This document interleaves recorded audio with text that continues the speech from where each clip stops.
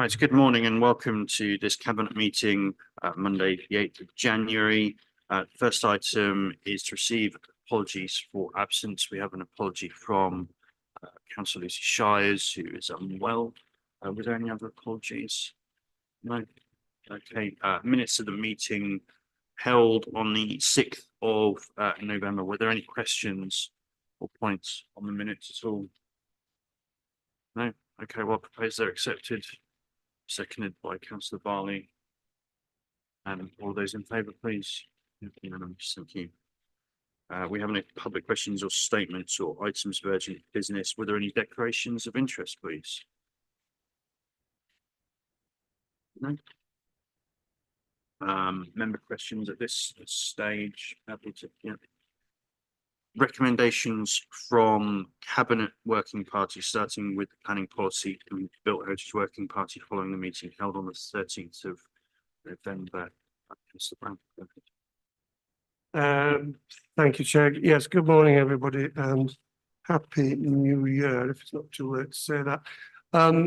This is a recommendation from the Working Party. It's the second of two conservation area reviews in the Glaven Valley. Closes a long-running process. It's probably taken 18 months to do the villages, as we did first on a separate review last year, and now the rural area covering the whole of the Glaven Valley. I'd just like to say a thank you to the conservation and design team in particular, and to officers in the planning section in general, and to our advisors, consultants or advisors, Purcell, for all their work on this particular project, and hopefully we'll be able to do further conservation area reviews, funding permitting, in the future, because it's very important to keep our planning policies up to, or interpretation of our planning policies up to date and topical. Yeah. Thanks, Chair. No, thank you. Well, yeah, absolutely. Well, obviously, officers most closely involved, not at this meeting, but we certainly appreciate all the work that's been done, and of course contribution by the communities relevant to this conservation area appraisal. Was there any further points on that? No. Okay.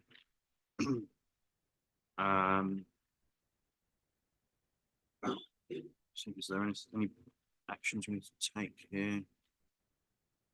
We need to accept the recommendations. Yeah, so I propose they are accepted and seconded by Councillor Andrew Brown, and all those in favour, presumably that's unanimous. Thank you.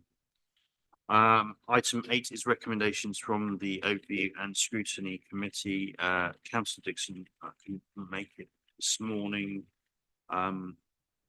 The recommendations from the meeting of the 13th of December are there on the agenda, and quite straightforward, and happy to accept the recommendations, subject to there being any questions or queries on those.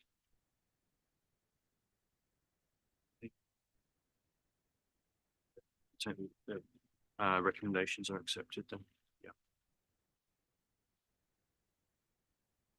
Item 9 is delegated decisions for September to November of last year, and there's nothing that I particularly wanted to highlight here from within the report, but thank you for the work in producing the report. Happy to propose its acceptance. So, that's the ringer. All those in favour?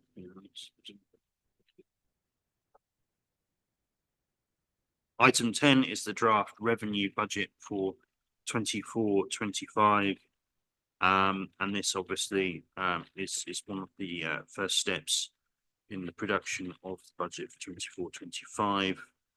I was going to hand over to Councillor Fredericks to speak on behalf of Councillor Shires. Go ahead.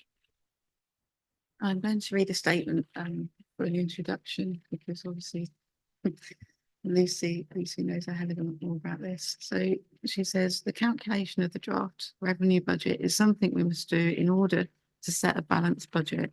We need to understand where we are And as we look into the financial year, this item went before Overview and Scrutiny Committee on the 13th of December for pre-scrutiny, which is the only consultation that had taken place prior to the meeting. I've mentioned on many occasions the impact of the national and international economic climate in this council. This is again outlined in 2.2. We can again see the pressures that this council is facing under 2.3, looking again at Councillor Fredericks's to highlight the increased focus that this government needs to have on homelessness. On page 28, line 47, we can see the gap that we have ahead of us. This figure has altered since this paper went to ONS, and this can be explained largely by the fifth line in the table under 3.3. In this table, we also see the remainder of the government's delay in the levelling up legislation, in that second homes premium cannot be charged until the following year. Whilst the provisional local government finance settlement was announced on the 18th of December, as highlighted in 3.7 to 3.9, it has failed to accurately reflect the true impact that the last 12 months have had on local government. We met as a cabinet before Christmas to begin the discussion with officers, and we will be meeting again to continue the budget setting process. This is set out in 3.11. I would like to thank officers from across the council for their work and for the work that they are on continuing doing. As we look forward to the years ahead in the medium-term financial plan, the challenges are made clear through the uncertainties that local authorities face, and it is highlighted in 4.3 and 4.4. And confirmation that this is firmly in the minds of our officers is noted under 4.5. Thank you. Thank you, Mr. Frederick. So, in terms of the recommendations from Overview and Scrutiny, they're very limited, but I think what did emerge, is a given in terms of the progression of the consideration of the budgetary decisions going back in future. So that's accepted. And obviously, from this point onwards, we'll be considering the options for achieving the required savings to achieve the balanced budget. So do we need to take a vote in favour of accepting this? Because I think it's a sort of noting. Yeah, it looks like it, doesn't it? Yeah, I can't see a sort of substantive decision to make there. So I'm happy to note that report. Unless there's any further questions, Councillor Cushing, go ahead. Thank you, Mr. Chairman. Couple of questions, if I may. In 3.3, it states on the final sentence, it should be noted that there has been a significant movement in the 2024-25 deficit forecast when the budget for 23-24 was set, i.e. 0.745 is now moved to 1.81. I'm assuming that 1.81 now is not correct, because I couldn't see that figure anywhere else. Yes, apologies. I've made a note of that. Yeah, there's one or two typos that I've seen in the report that I will correct, but that figure is correct and incorrect, and it is now the 1.459. Yeah. Apologies, yes. Another question, if I may. On 4.5, it says to mitigate the impact of the reduction of officers of the council. What reduction is that, may I ask? Sorry, could you repeat that question? 4.5, it says to mitigate the impact of a reduction of officers of the council. Reduction of the officers. What officers are we losing, may I ask? Well, we certainly haven't made any, but sorry, did you want to come in? Apologies, I think there's a comma missing there. It should be reduction, comma, officers of the council that we tasked. Sorry, apologies. We haven't made any decisions yet, details in terms of proposed savings. will emerge in due course. So you'll be appraised of that in the immediate future. So there's nothing necessarily to say in answer to your question at the moment until we've looked at that level of detail. I just follow up, when might we know the outcome of that? Well, we're working on it at this moment in time. Following this meeting, in fact, we have an additional meeting on that very subject. And in the following meetings, that's when that detail will emerge. So it will be in the next meeting. Sorry, Steve, you want to come in? I was just checking with Mrs. Stankley. So in answer to Councillor Cushing's question, overview and scrutiny committee has been moved back or forward into the future beyond the 17th, which was the scheduled day. It's now been agreed for the 24th. That's been agreed with the chairman, and the current position and list of savings which Cabinet is prepared to accept with officers will be publicly available for that meeting of ONS on the 24th of January. And thereafter, the Cabinet will be asked to sanction their position for the budget at their meeting on the 5th of February before the full council meeting on the 21st of February to set council tax. We'll have a discussion offline. Sorry, and Mrs. Stankley said that there will also be a paper on the capital programme at the same time. Anything else from anyone else? Okay, well, I'm happy to note the report. The following item is item 11, that's fees and charges for 24-25. Obviously, it's a standard item we deal with every year with respect to our fees and charges. Again, Councillor Shies is not present, so Councillor Fredericks is not present. Thank you. Councillor Shires writes, following item 10, as we look forward to the new financial year, we look at our fees and charges. This paper has already been to overview the scrutiny committee for pre-scrutiny on the 13th of December. Again, a huge thank you to the officers for working so hard. Under 3.2, we can see the reasons behind and increases or reductions.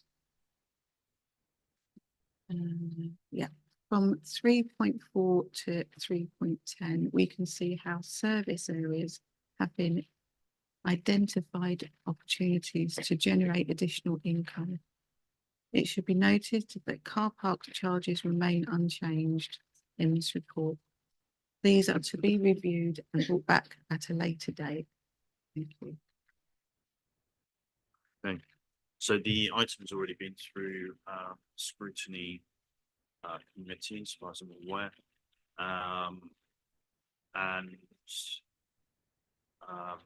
Obviously there aren't substantial changes to fees and charges at this stage. There are inflationary increases changing up there. We say loopholes in terms of parking provisions. It's more or less limited to that. Were there any questions on that? If not, I'm happy to propose acceptance. This item. Second. All of those in favour, please. Unanimous. Item 12 is managing performance, for 2019-23. So this is the final report for performance management for the previous corporate plan. And as you can see, it details the successes and challenges that we faced within the last corporate plan period, including details of the objectives that were cancelled, the majority of those cancelled, replaced by new objectives, including the new housing strategy and net zero action plans, where we couldn't achieve the outcome we desired. That was in consideration of things such as the achieving the blue flag status, external factors that were certainly out of our control. But we're still underway on a number of other objectives, including changing places and some ongoing activity that is logically continuing. So some of those objectives remain.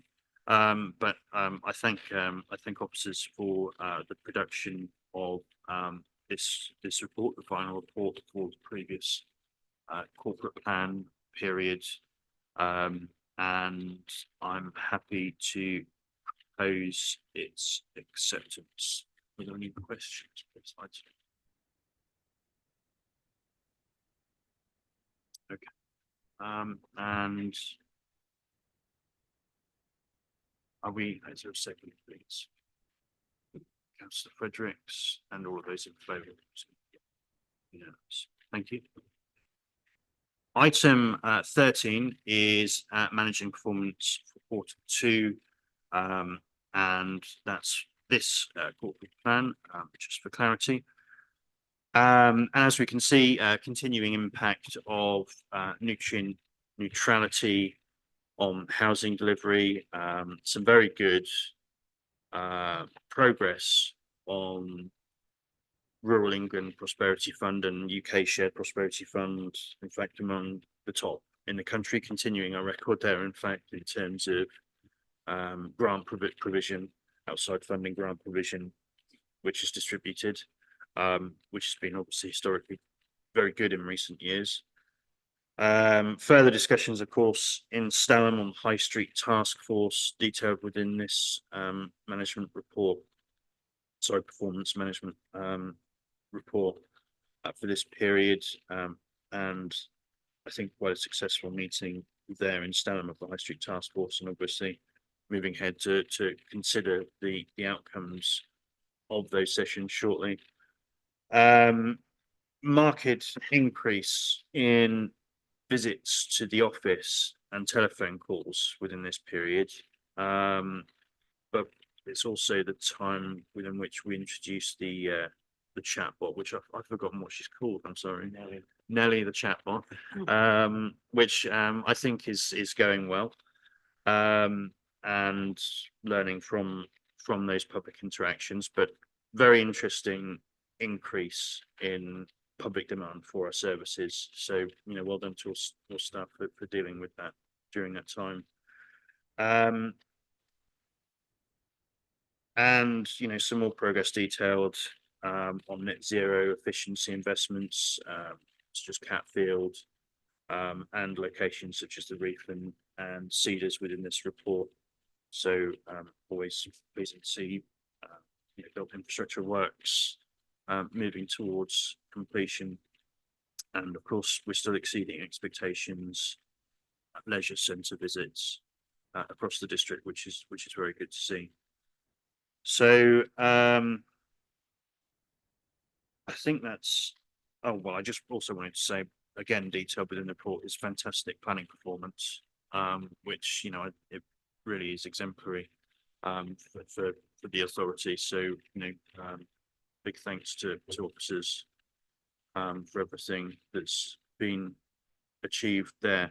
But there was nothing else I necessarily wished to highlight. This report and the previous one have yet to go to overview and scrutiny, and we'll do at the following meeting.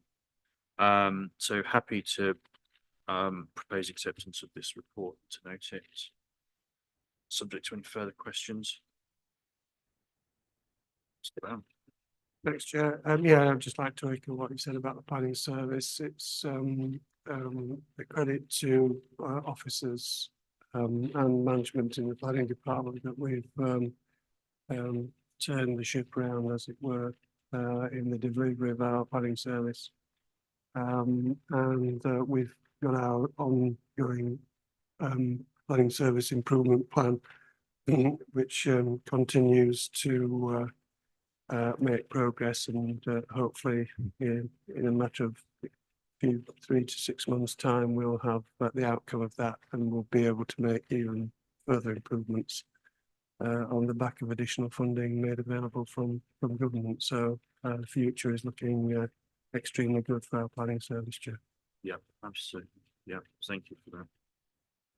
Okay, well, I'm happy to note this report, and of course look forward to the discussion at Overview and Scrutiny Committee. Thank you for lots of work in producing this report. Item 14 is the Rocket House building Cromer building repair investigations. Did Councillor Shires do something to it. Okay, so I'll hand over to you in a second. And obviously, I think when Andy was possibly come speak to us as well today. So, obviously this has been in discussion for a little while. Now this is, obviously the next step with this particular change. Councillor Fredericks, go ahead. Thank you. Councillor Shires writes, following the report that was brought to Cabinet on the 4th of September, all members were invited to a site visit at the Rocket House and technical briefing. This paper is to initiate the next step. We want an investigation into the cause of the damp so we can understand the remedial works needed and the budget we would need. This is detailed under point 3 of the report. Yeah, okay, fantastic. So obviously, this next step is very simply to carry out the scheme of investigatory works we've talked about. I think it's fair to say there's been quite a lot of noise around this subject. We really just need to actually work out what's going on with the building before any further considerations are made, and that's been the detailed discussion we've had with members that attended the site visit. And is the sensible and logical thing to do next. Andy, I don't know if there's anything you wanted to add to the report at all.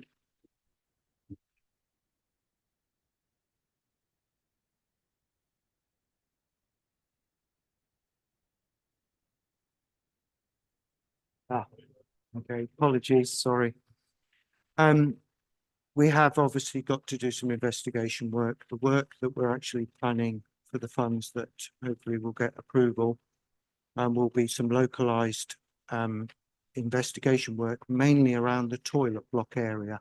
So we'll punch through the back of the plant room and in the ladies' toilet to do the first stage of initial investigation. We're pretty convinced that once we get through those 2 stages of block work, etc., we will find the cause, which we think is then mirrored all the way around the back of the building. So this will set the precedence for whether we need to go through the RLNI section of the building, which will be a bit more complicated because of relevant permissions, etc. But we're pretty certain this will give us a good idea of what we're facing, and we'll be able to do a more detailed report back to you to give you more accurate costs, what it may cost to put this building back to its former glory. Thank you for that. Yes, absolutely. That all makes sense, and it is the logical next step. So I'm happy to propose the recommendations detailed in the report. They are point 1 and point 2. Subject to there being any further questions. So question, go ahead. Thank you again. Couple of questions, if I may. What timescale will the initial investigation be undertaken in? That's Officer Woodley could give us an idea. So it makes sense to do it this time of year when you know, things are as they are in terms of the winter economy. But Thank you. I've already put initial stages with Daniel Connell Partnership, and we've already proposed a programme of events. We're hoping to identify the sections we need to punch through at the end of this week. And I'm hoping to go through with contractors just to get the areas exposed, ready for specialist investigation by the end of January. one quick turnaround. Right, okay. So, the follow-up question, if I may, is entirely different. Is where's the £50,000 actually coming from? Does it state that in the report?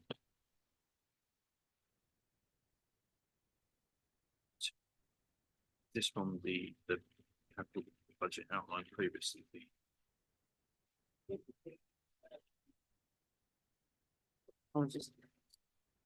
It will come out of the £1 million. It does come up there, fireworks. So that was everyone's assumption. Yeah. Was there anything else, Christopher? Thank you for your help in team. Were there any other questions? So I proposed acceptance of 7. Yeah, Councillor Brown and all of those. That's great. Okay, there's no reason to exclude members of the public and no private business. So just to say thank you for everyone's contributions to this this meeting, and look forward to